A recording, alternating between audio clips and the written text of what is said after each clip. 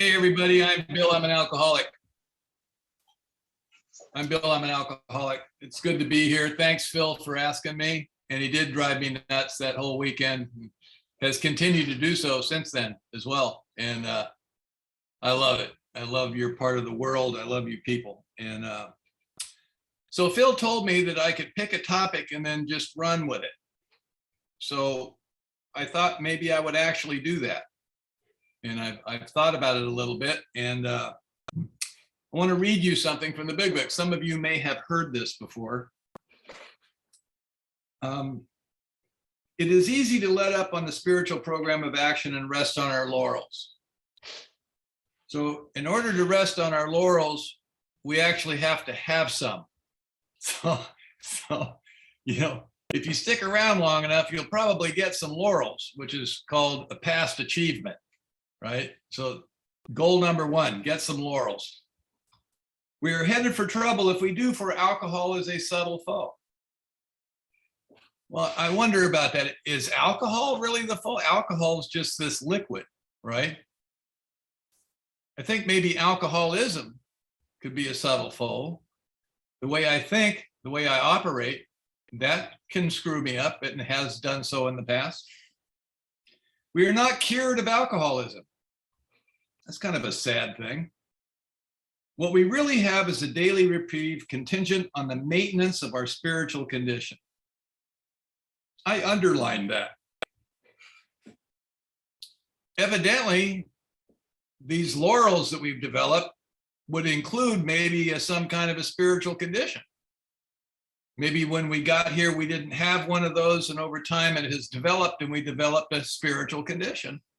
And now we have to maintain it. Kind of an interesting thing. Every day is a day when we must carry the vision of God's will into all of our activities. God's will, that's an interesting thing.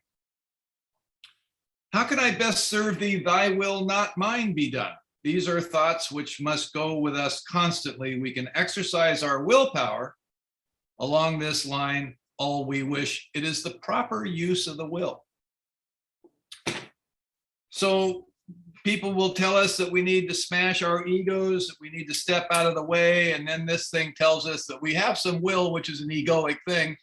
And this is a good place to apply the will, to have some kind of focus. That's what I would like to talk about this evening. I'm hoping that I won't lecture. I have a tendency to lecture. I'm working on that. It seems to be a character defect I have. Nobody likes to be lectured at. I certainly don't. So I'm going to try and tell you as best I can my personal experience. AA has a philosophy, and there are lots of AA philosophers. I am a student, if you will, of the book and of the steps. I don't think I'm a very good mechanic. I know some really good mechanics of the steps that can really lead you through exactly how to do the inventory, exactly how to do things. And I've learned a lot from those guys. And my sobriety date is March the 27th, 1985. I'm very impressed by that number. I think that's really a lot. I think that's genuinely a lot of time. If I'm a good boy, I think I might make it next March. Next month, I'll be 37 years sober. I think that's stunning. And it has been a hell of a ride. I drank and used drugs, ended up in mental institutions and jails for about 22 or 23 years. I've been sober a hell of a lot longer than I drank and used. The sober story is a lot more interesting than the drunken one. How we identify with each other initially is by the stories we have, the drinking stories of the way we lived our lives. That's how people attach to us. When I discovered when I walked into AA that you people really understood what I had been through, that was a revelation. Two things happened to me when I walked into Alcoholics Anonymous that I think are just pure luck. The first one is probably the most important. I just liked it, right? Not everybody's story. Some of us hung around for a while before we liked it. But I got the joke right away. I went through a recovery program for a month. Then I walked into the Hermosa Beach Alano Club on an April summer evening on a Friday night. And everybody was dressed up trying to hook up. I walked up there and I was not expecting that. I wasn't expecting a party. And all the Harleys were parked out front. And I walked in that room and there were no seats left. Who knew that people would show up early to an AA meeting and the room would be full? I was not expecting that. So I had to stand in the back of the room. And you were all out there hooting and hollering and all dressed up. Friday night, right? Friday night. And connecting with each other. And people were throwing nicknames around the room and their friends would get up to the podium to share and they start hooting and hollering. And a lot of people said that that meeting was not really an AA meeting. It probably wasn't. I went to it for years after that. You know, I mean, it's where the party people showed up, right? The ones that lived end up in AA. And this was a party. And I remember driving home that night saying to myself, this may not be so bad. Right? A couple of weeks later, the second thing happened to me that I think was just pure luck. I asked a guy to help me. I asked this guy to be my sponsor. I saw him around a lot. He was very active. He seemed like he knew everybody, and which was pretty much true. He was very connected. He was 6 years sober. I didn't know that then, but I remember years later, I realized, geez, you were only 6. You didn't know anything yet. It's like, but people, the best sponsors in Alcoholics Anonymous are between 5 and 10 years sober. Actually, between three and probably 6 or 7, because they know everything. And they've been around a lot and they're very enthusiastic, right? And this is the way this guy was. And I asked him to help me. And the lucky thing was he actually did, which doesn't always happen. This guy actually helped me. And that very night that I asked him outside the Alano Club, he said, go home and read the doctor's opinion, make notes in the margin of what you agree with and what you don't. Be at my house Thursday at 5 o'clock. And we'll discuss it. In AA, we talk a lot about the bottom, right? You got to hit a bottom, and we talk about bottoms in sobriety. You know, we talk about the second surrender and the third one and the fourth one, and what happens to us, the bottom. What is a bottom? You know, and I think a good operating definition of what a bottom is the collapse of the ego. It's like the alibi system kind of falls away and there's a window of opportunity where new information can get in there. And I think where I was that night when he said that to me is I was in that space. I didn't argue with him. And I never did what people told me to do. If you told me to do something, I would just bridle at that, because I think essentially what we are when we get here is emotionally immature. We act like teenagers because we probably started drinking and using around then. When the lessons were being handed out, we didn't pick up on it. So I walked in at 37 years old and I had the emotional development maybe of a 16-year-old, and this kid was not an honor student. He's not the one that's mature beyond his years, right? And we would like to think that we have alcoholic thinking and deep, profound, neurotic shit. And I think we're just emotionally immature. We didn't grow up, and we're going to grow up now. And the chances of us doing that and looking good is really slim. You know, I'm going to have a series of experiences that now that I'm not medicated, I'm actually going to learn from them. And you can't speed that process up, but you can definitely slow it down by picking and choosing what you will and won't do. And for some odd reason this night, when this guy, this stranger that I didn't know, I'd not had a conversation with him, I just saw him. He told me to do something and I did it. And the longer I'm sober, the more significant that is to me. The more significant March the 27th is. March the 27th of 1985, the obsession to drink and use drugs was lifted from me. And I don't think I realized that really until about 6 months sober, that stunning experience. So I went home and I read my assignment, and I showed up at the stranger's house Thursday at 5 o'clock, and he did not trust me that I'd read it. And he had me sit there and read it to him out loud. Now, I've had the same sponsor for almost 37 years. And I should have fired him several times, but he needs me now. And We've traveled a circuitous route together. We've been around a good part of the world doing AA stuff. And rule number one, when you're sponsoring people, make sure they read the book. Don't trust them, read it with them. It'll probably help you out. If I have to read War Fever Ran High in that New England town one more goddamn time, I think I'm gonna blow my head off. And now I'm doing it on Zoom, right? Not a whole lot has changed. I picked up a few tricks, but essentially what happens around here is you and I sit with each other alone in a room, which is an extremely intimate act. There's nowhere to hide when you're there. And you read a page and I read a page and you read a page and I read a page, just like that man did with me. And that changed my life. Now, I didn't know that then, but I've been sober long enough now where I can look back and I can see the phases that I've gone through in sobriety, the growing up that has happened here, the transformation that has happened here, because this is what this is all about. This is about transformation. It's not just being a good boy. It's about being transformed, being able to see and perceive the world with a different approach, a different philosophy, a different vision, right? And I believe that has happened to me. And I think it's happened to you. We see the world differently now. How does that occur? What happens with that?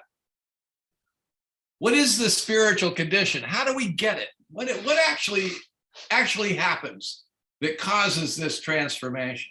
I think that's fascinating. It's the most fascinating thing that's ever happened to me. Some years ago, I was sitting with this relatively big time Indian guru over here from India. And he had given a talk, and then a buddy of mine and I were sitting in this back room with him alone after his talk. And I was very impressed to be sitting with this man. It was, part of the spiritual journey, trying to find, well, what's the answer, man? What's the answer? And I'm babbling away like I do, and he starts laughing at me. And I said, what are you laughing at? And he goes, I just love you alcoholics and drug addicts. I go, why is that? And he says, well, the rest of them out there are trying to get awakened. You're just trying to figure out what the hell happened.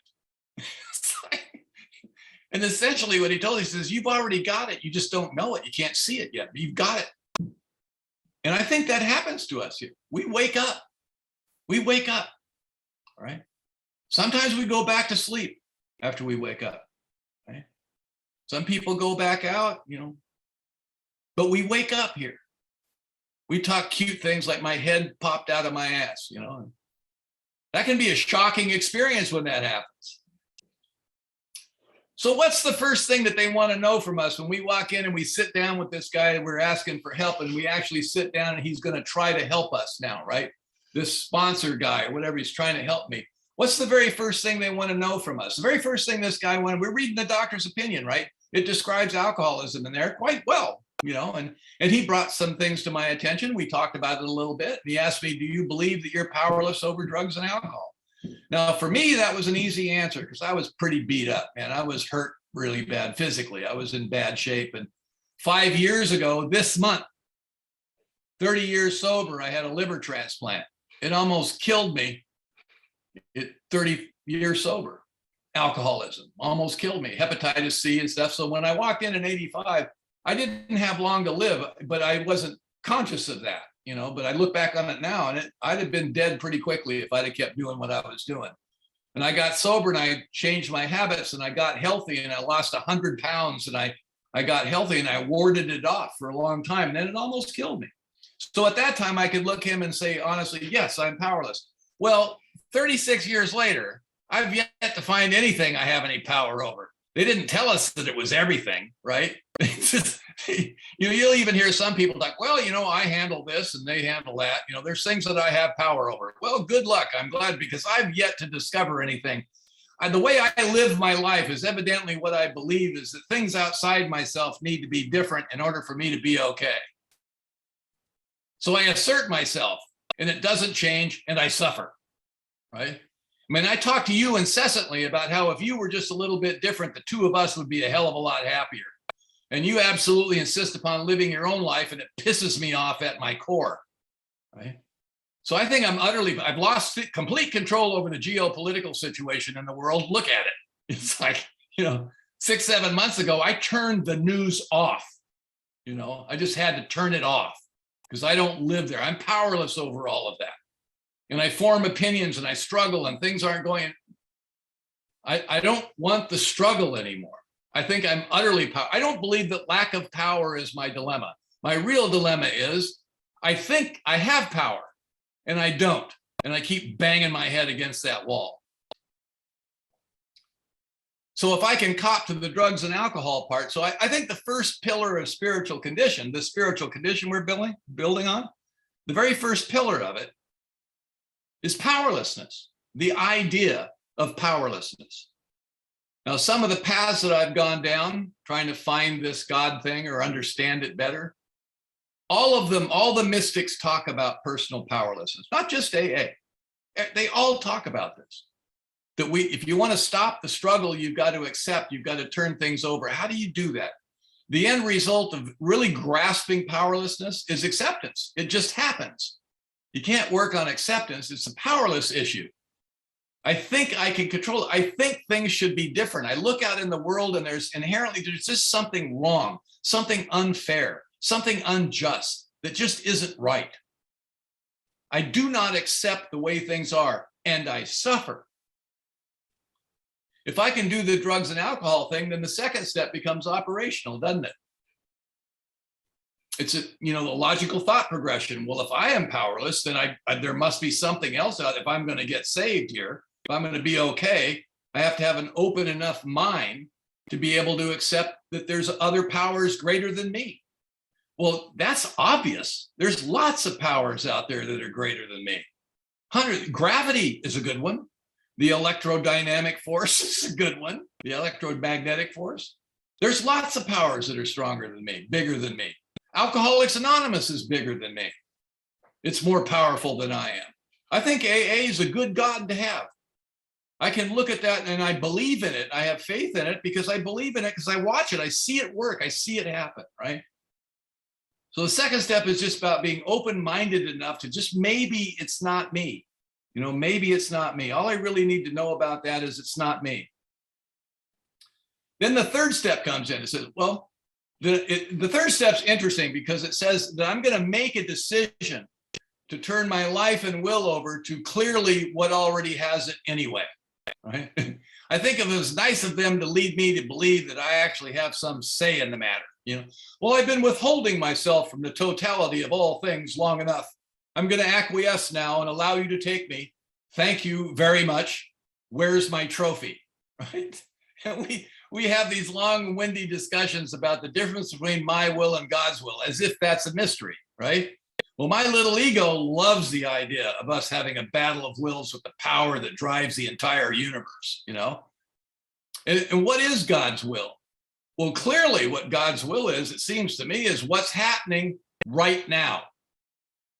Well, I don't like what's happening right now. Aha, that's the issue. So I want to find a different will, clearly. I must have inserted my will into this in order to make it bad, as if there could possibly be a separation between me and the power that drives the universe. Isn't that the alcoholic position? Chuck Chamberlain drew the circle with all the dots inside and a little stick man outside the circle. And that's us, conscious separation from God or the totality of all things. That is physically and literally impossible. I can't there's no circle to even stand outside of. I am part of what's going on. Somehow I feel separate. Is that feeling real? No. The psychotherapeutic community will tell us that feelings aren't right or wrong, they just are. Well, I take debate. Sometimes the way I feel is just flat incorrect. Right? It's like, I've created some kind of drama out of something. I've taken something personal that simply isn't. And I create an emotion around that, and then I react, and then everybody's standing there looking at me going, what the hell's the matter with Bill? Why is he so upset? So what life and will is the third step talking about? The inventory. What I bring to you, the end result of living a life with seeming power, resentment, fears, and broken sexual relationships. That's what I bring to you. So I write out this inventory.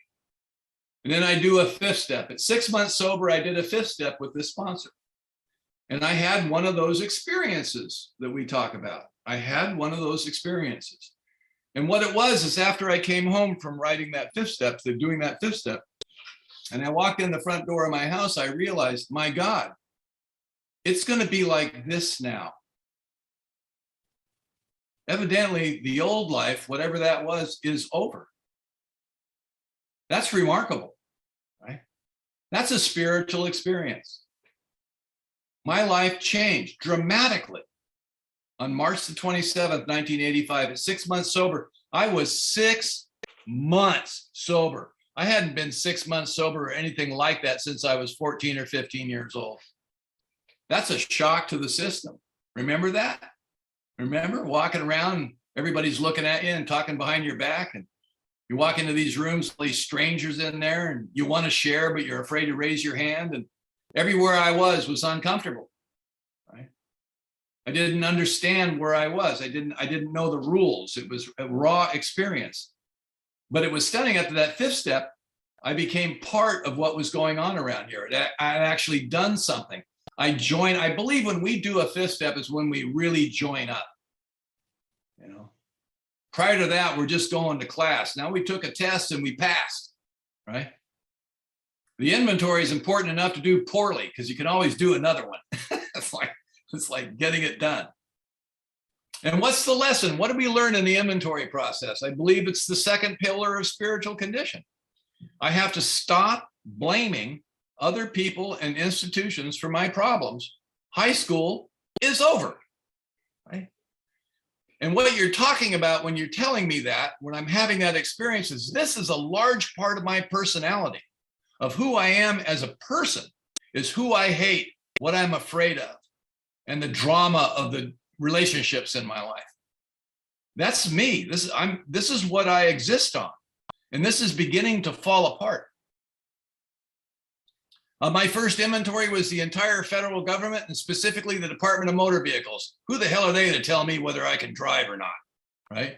And I had ex-wives and a current wife, and I had kids, and I'd been wronged a whole bunch, and I'd done some wrong things, and I felt like crap like we do when we get here.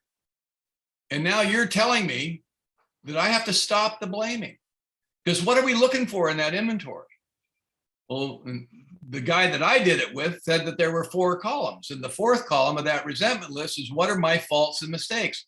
And he brought to my attention, it doesn't say what was my part. It's just looking for my faults and mistakes. Sometimes there was a part. Sometimes it was clear, but not always. And he helped me fill out that 4th column. The ones that I've done since, that's exactly what I'm looking for. I know now it's not you. It sure smells like you, and it looks like you, and it sounds like you. I mean, the reason I yell at you is because of your behavior. If you didn't behave that way, then I wouldn't have to scream in your face to change you, right? I justify my anger because you did it. You caused me to be angry. And I had a real rage problem. And I'm 6'5", and when I'm in decent shape, I'm 240 pounds, I can be threatening. You don't have to lay hands on people to threaten them, to abuse them. You can just the fear of it will do it. And I used that for years in my life. So we do the inventory, right? And you don't really have to make a list of your character defects, because now that you can't blame people anymore, they will come and visit you with alarming regularity, right? Now you're going to have to deal with it. Now I had to start dealing with that. And it's going to take a long time to stop the blaming. But now I know I can't do it anymore. It's going to take a few years for it to come to an end. But hopefully, if I surround myself with some relatively healthy people in AA, they will help me stop blaming, right? Then we get into the inventory. Now, these people that are on my resentment list, you want me to go make amends to them, and I am not going to do that. I'm not doing that. That's ridiculous. And plus, I'm afraid to do it. I don't want to do it, but it doesn't really make good sense to me to do it. But I did it. We had talks about it. I made a list. He told me to take everybody on my resentment list and put it on the amends list, on the 8-step list. And I go, well, wait. He says, when we'll go over it. We're just making a list right now. We'll talk about each one. In many cases, what he had me do is write out what I was going to say and then give it to him. And then he helped me edit it, basically taking out all the excuses for why I did what I did, right? And we talked about it. I mean, the amends process is important enough to do correct the first time, because when you screw it up and you have to do it over again, it gets really ugly. I've done a couple of those. But I wrote stuff out and I rehearsed it. Sometimes I would rehearse it. The ninth step, there's a big lesson in the ninth step. This is the third pillar. The real lesson that comes out of the amends process, to my mind, is nothing was ever personal. No one was ever doing anything to me.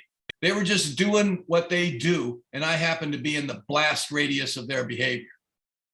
And sometimes you're in the blast radius of my behavior. Was I doing it to you specifically? No, you're just the next victim in line. Now, this is hard. This is really hard. This is a hard one because it's part of who I am. I mean, I hated my father with a passion, and he did not like me much either. And he was sober. He got sober in 1954, you know, and I grew up in AA a bit, you know. They would take me to meetings and stuff, and we were friends with Chuck Chamberlain and all of that. My dad was very active. My mother was very active in Al-Anon, you know. Matter of fact, when I finally made the phone call, asked for help, I called my mom, like any good gangster, right? And this is a woman by that time that had been in Al-Anon for 30 years. They are organized, prepared, and focused. She got there inside of a half an hour, right? And so I hated my father, and he was on the top of the list. And I made amends to him. I went to him, and I knew I didn't want to. I felt funny about it. I wrote out some stuff to my sponsor, but I knew I had to do this one. By this time, I was getting convinced. My life was beginning to change.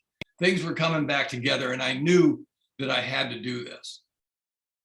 So on his 70th birthday, he's 4 years younger than I am now, I went to his house at a little birthday party, and I took him in the other room, and I said, I need to talk to you. And he looked at me and he says, you don't have to do this. And I said, you better than anybody know that I do. Just get in the room. It's like, and we sat down, and I told him, I said, look, I know I wasn't the son that you wanted me to be, because I was a spawn of Satan. I was a bad kid. I was just awful. And they took me to a shrink at 13 years old because I was so full of rage. I was a little criminal, and I would steal their cars, and it was awful. And I said, I know that I wasn't the son that you wanted me to be, and you're my father, and I love you, and I don't want to hate you anymore. And we had a little conversation. He was very uncomfortable. He came from a school. He came from an Alcoholics Anonymous that really didn't do this work. When people talk about going back to basics, you don't really want to know what the basics were. You know, things were different back then. You know, I don't think I have their first edition big book, 16th printing, and the spine is not broken. It's like there's no marks in it or anything, you know. What he did was work with people. He went out and worked with people. He went on 12-step calls. He did all that stuff. So this amends process made him really uncomfortable. I found out later. This all came out later. But I made my amends. That night I had one of those experiences. I started sobbing. I couldn't stop. I walked out of his house, and I just got in the car to drive home, and I just lost it in the car. And it was like something reached down inside me and pulled out all that rage. All of it, not all of it, but a lot of it. I mean, I had a cathartic experience. When we go make amends to people, when we go to somebody that we don't ever want to see again, and we look them right in the eye and say the words that need to be said, when we turn and walk away from that experience, we are changed right then and there. No waiting.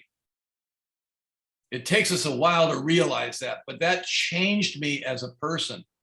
Confronting that fear, doing something that radical that my ego's telling me, don't do this. Don't do this. We need to protect ourselves. We need to defend ourselves from this.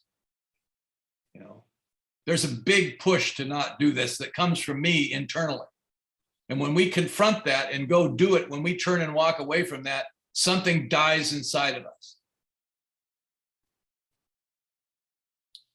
When you bring these three things together, the idea of powerlessness, when you start to get glimpses of how deeply and profoundly powerless we are, when you can't blame anymore, you take that off the table, you still do it, you struggle with it, but you know now, this isn't going to play.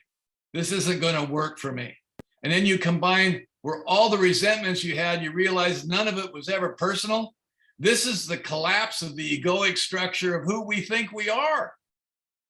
This is not a pleasant experience. Self-awareness without humor is depression.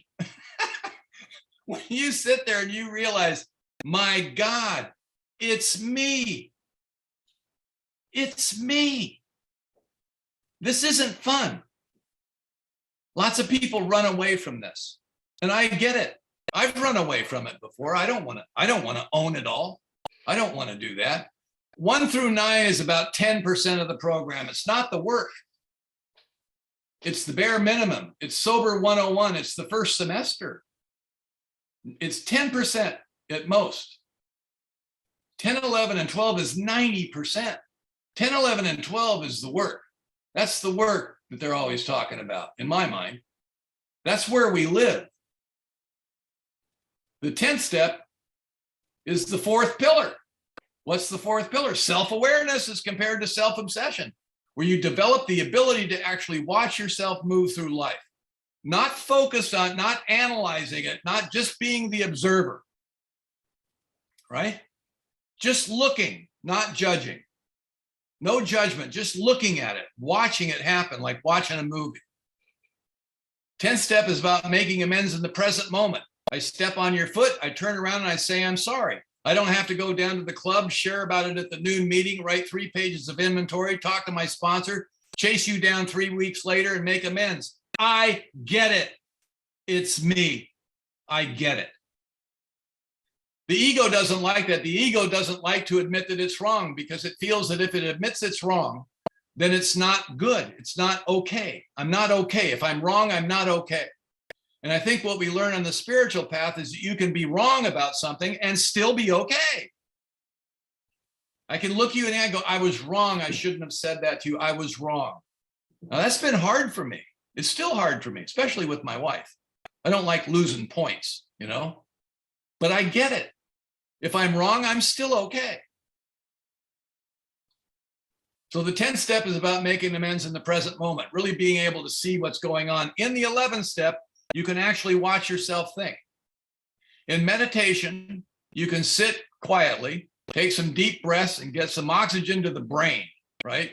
Especially when we're stressed out. We have a tendency to constrict. We don't breathe and we get dehydrated, you know? And so you breathe a little bit and then just focus your mind on the breath going in and out of your nose. Now the ego, the little that presented itself at about 2.5 years old, that's why we call it the terrible twos, right? That little ego, it doesn't like being in the present moment because there's nothing for it to do. There's never anything wrong in the present moment. Everything is absolutely as it should be. It can't possibly be any different than it is.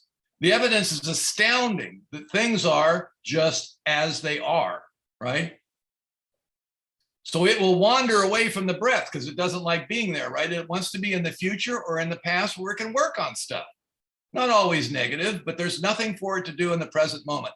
So it wanders away. And I notice in my meditation that it has left the consciousness of the breath. It has gone away, and I gently bring it back to the breath. This is absolute conclusive proof, experientially, evidently, that who I am is not my thinking mind. If it was, I couldn't catch it.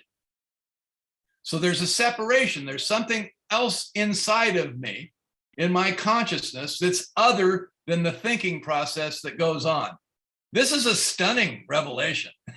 This changes the entire game. I can finally, thank God, stop working on myself. I'm just feeding the beast. It'll take any kind of attention it can get. This is the primary reason why Alcoholics Anonymous is not good psychotherapy. There is good psychotherapy. AA is not that because it doesn't really have anything to do with me. The whole focus of this spiritual path is for me to get out of self, to step away from it and observe it for what it is. And when it wants to take me into the darkness, evidently, I don't have to go. Right? I can't shut it off. We say things in AA, we say things like, my head is out to get me. we talk about it in the third person, right? I think we make it adversarial because that's who we are. We need to smash it, kill it, destroy it. You know, it's not the enemy. It's not trying to hurt me. It needs me for transportation, right? It just is doing what it does. It's not alcoholism. This is not alcoholism. This is humanism. This is just being a human being. Everybody has this stuff. Everybody, not just alcoholics. We are driven to look at it in order to save our own lives, because if we get uncomfortable enough, we will medicate it because we know how to do that. That's the first step. But there's other steps beyond that, beyond the drinking thing, isn't there? Why am I having trouble with intimacy? Why can't I get close to people? What is the why? What is this? Here I am, I'm 20 years sober and I'm alone again and I don't want to be and I can't see. What is all that? These are other issues. These are sober issues, right? What blocks me from being close to other people? What am I missing? Is there something missing in me? We have a tendency to say, well, there's a God-sized hole. We need to fill it with God. You know, there's this empty hole in all of this stuff, you know? Meditation is good for realization. What's the final pillar? What's the final thing? What's the primary thing that you and I have been missing as alcoholics, as people who have medicated ourselves from the teenage years up into our 20s, 30s, and 40s? Thank God there's people getting sober so much younger. They're not as damaged as I was. When I got here at 37, I was really damaged good. Most of us were, a lot of us were. I was not capable of having intimate relationships. I made the mistake of thinking sex was intimacy. It's not. You know, in and of itself, it could be a lot of fun. It can be the celebration of intimacy in a relationship, but it certainly isn't intimacy. There's something else, isn't there? There's something more going on. You ever had somebody stand in front of you and say you're 10 or 15 years sober and they look you right in the eye and one way or the other they say to you, you are not emotionally available for me. When that happened to me, I looked at her and I go, what the hell is the matter with you? I'm standing right here. I don't get it. And when they say that to us, the illusion is that I've got something that they want and I'm withholding it. And the truth is worse. I don't have it. And I don't know that I don't have it. You've convinced me that I've got it and I'm helping you look for it. And if all I do is go to 487,000 meetings, nothing will ever change. That certainly happened to me at 10 years sober. I blew up my marriage. It was just awful. I had a fall from grace. The first 10 years I was sober, I was trying to make a name for myself in an anonymous organization. You know, you can pull that off. You can do that. And then when you get into the hierarchy that you think is in AA, you know what happens? The people that you think are in the hierarchy are laughing at you because they know you think they're the hierarchy and they know there's no hierarchy. You know, I used to think there were levels of sobriety, level 1, level 2, level 3. You know, level 1 is doing the work. Level 2 is when you start teaching it. You don't really have to do it anymore because you're teaching it now. And then level 3, you know what level 3 is? Is when you realize there's no goddamn levels and you just go back to level 1, man. That's all there is. But all I had to work with was that ego. But what's the primary thing that's missing from somebody that's selfish and self-centered, which they say is the root of our problem, right? And I believe that's absolutely true. I think that's the root of humanity's problem. What's the primary thing about something? No compassion. I don't have empathy. The only time I'm concerned about how you feel is when how you feel impacts me. But I don't really feel you. I'm not really connected to you in any kind of an emotional sense. There's glimpses of it. Sometimes kids can break through that. You know, kids can be scary because you love them so much, it scares you, you know. I don't know if you've ever had that when you feel so close and then you start thinking about what if you lose it, you know, so you destroy the moment because you're afraid of this intimacy, you're afraid of this closeness. I have that today. There's things I worry about. I heard a good pithy little comment the other day at a Zoom meeting to stop worrying about problems you don't have. That's some pretty good spiritual advice because I worry about stuff that hasn't happened, you know. So intimacy, compassion is the final pillar. Compassion is the final pillar. The 12th step. The 12th step is the mechanism that this spiritual path uses to bring about all this other stuff that I'm trying haltingly to talk about. What happened to me in the first 10 years? At a year sober, I started sponsoring people, and I've done that ever since. And I've worked with my sponsor. I've stayed pretty close to him. There's been years where that wasn't necessarily true. There's been different levels of enthusiasm, but one of the things I've done is I've never drifted away from AA. And there were some times where it was pretty painful. If all we have is the fellowship is guaranteed to let us down. This is the character defects center of the known universe, you know? If I've got something underneath that fellowship, and the fellowship really is like a warm blanket. I love the people in AA, and it is like a warm blanket to me, but there are times where you offend me. You don't treat me right. You don't give me the respect I deserve. You know, there was one time I was walking out of the Alano Club, strutting across the parking lot. I'm done with this crap.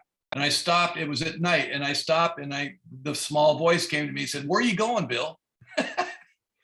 Where are you going? I've run out of options. You're it." I turned around and walked back in the room.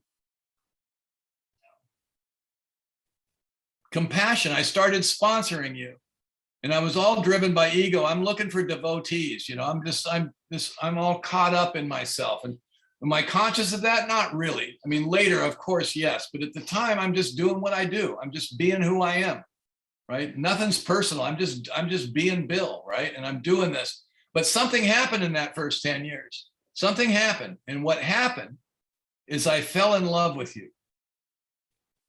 Sitting with you, sitting across the table with you, and sharing my life with you, and you sharing your life with me. The most important fifth step that any of us will ever be involved in is the first one you listen to. That's when everything changes. Why does this guy trust me like I trusted that man? Why do they do this? To this day, I'm still impressed when somebody comes to do their fifth step, when they show up to do it.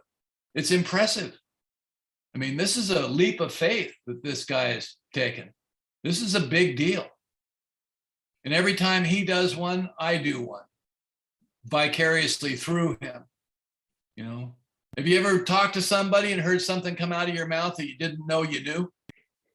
You know, you really begin to realize that what we are is a conduit or a channel. It doesn't spring forth from us, but it certainly flows through us. And the more close I can get to you, the more intimate I become with you, I think the wiser I get, because I care. And the wisdom just comes. It comes from life experience, but it's because I really want to help. I fell in love with you. Now, isn't that what happened to us when we walked into AA? Remember when you first walked into Alcoholics Anonymous and they greeted you warmly? Remember when somebody remembered your name and how impressed you were by that, how good that felt when this stranger, you couldn't remember his or her name, but they remembered your name and said, "Hey, Susie, how you doing? Good to see you back. How's things? How many days you got now?" Remember that? That's compassion. That's love. Right? That's foreign to most of us. So the final pillar, the foundation stone of Alcoholics Anonymous, is compassion. And that's the primary thing that selfish and self-centered people are missing. It's all about me. There's people in AA that are doing inventory after inventory after inventory after inventory. And I say to you, aren't you sick of yourself yet? Because I'm just pretty much sick of me. It's like, I mean, I can look in the mirror today and look myself in the eye and smile and say, "You're not such a bad guy." But just thinking about me all the time is exhausting. Right? I'm much better off when I'm with you. I'm much better off when I'm listening to you. I'm much better off when I'm helping you do an inventory and I'm listening to your fifth step or going over your amends list with you. Now, when I was dying from liver disease, which I came very close, it was not looking good. And I'd be sitting here and some guy would call me. This is true. This happened many times. Guy would call me and he'd say, "How you doing, Bill?" And I would proceed to tell him. because it was pretty scary. And then he would interrupt me and talk about himself. The insensitive bastard.